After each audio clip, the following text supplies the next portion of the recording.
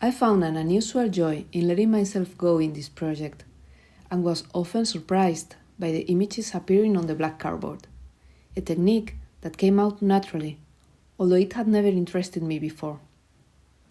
I wonder why, and it's certainly an afterthought, but I find that painting over black is like bringing out light from darkness, which has much to do with the way I faced the COVID-19 quarantine. My name is Graciela García. I'm an artist and a graphic designer living in Madrid, Spain. I've studied fine arts and art therapy, and currently I'm combining my graphic design activity with some writing and curatorial work in the field of outsider art. I feel especially attracted by the intrinsic drive that leads people to experiment with unconventional materials, creating their personal universes. My research on the creative process in outsider artists is collected in my book Art Brut, la pulsión creativa al desnudo. The lockdown taking place between March and June 2020 in Madrid was very meaningful to me. I had turned 40 1 week before the pandemic took hold in Spain, and gathered all my friends together in a sort of farewell welcome party. It was not because I ever imagined what was about to happen, that I wouldn't be able to see or hug my friends for months, but because I felt that I was entering the second part of my life, the B-side of the disc.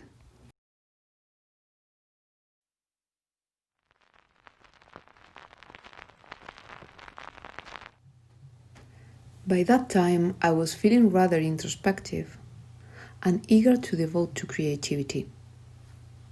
Despite the hard moments, the quarantine provided me with a perfect excuse to lock up in my shelter. For 2 months, we were allowed to leave our homes only for buying basic supplies. So I spent lots of time confined in my apartment with my cat as my only companion. The loneliness, along with the meditation and some readings, brought me to draw in a sort of state of flow.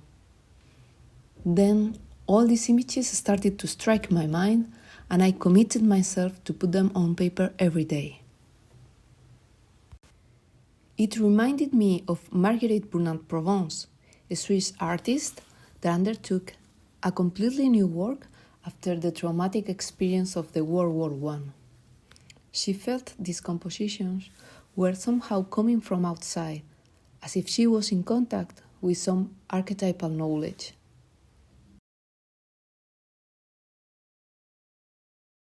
The idea of creating a deck of cards started to take shape progressively as a sort of personal tarot that could be used to unlock unconscious content. To keep connected to the outside world, I started publishing 1 image per day on social media.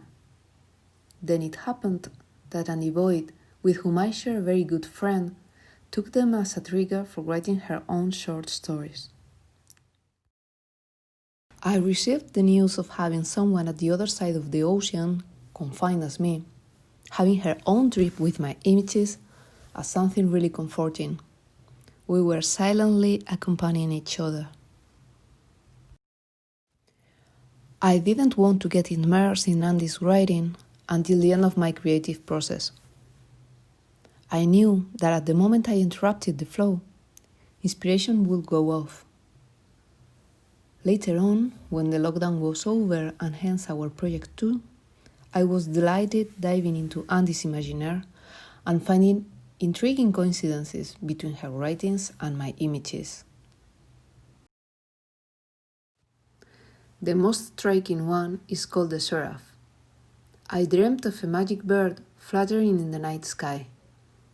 It was magnificent, and I pointed it out to a friend who was next to me. Distracted by his reaction, I left aside the magic encounter and forgot completely about the bird. When I read Andi's approach to the image, I was amazed to see how similar the scene she described was to that of my dream. Even the dialogue was almost identical. It was as if she had been there. The Black Book of the Quarantine began as an organic collaboration between Andi and me and became a transatlantic response to the lockdown through a common language, artistry. The 40 resulting images and text convey the unifying urge of expression against the tragedies of the pandemic.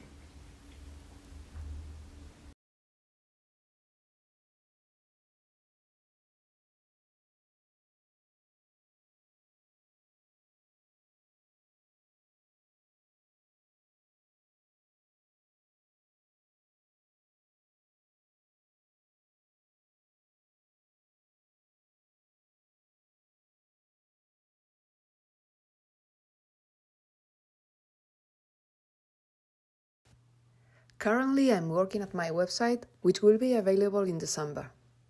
In the meantime, you can reach me for any questions or comments on social media.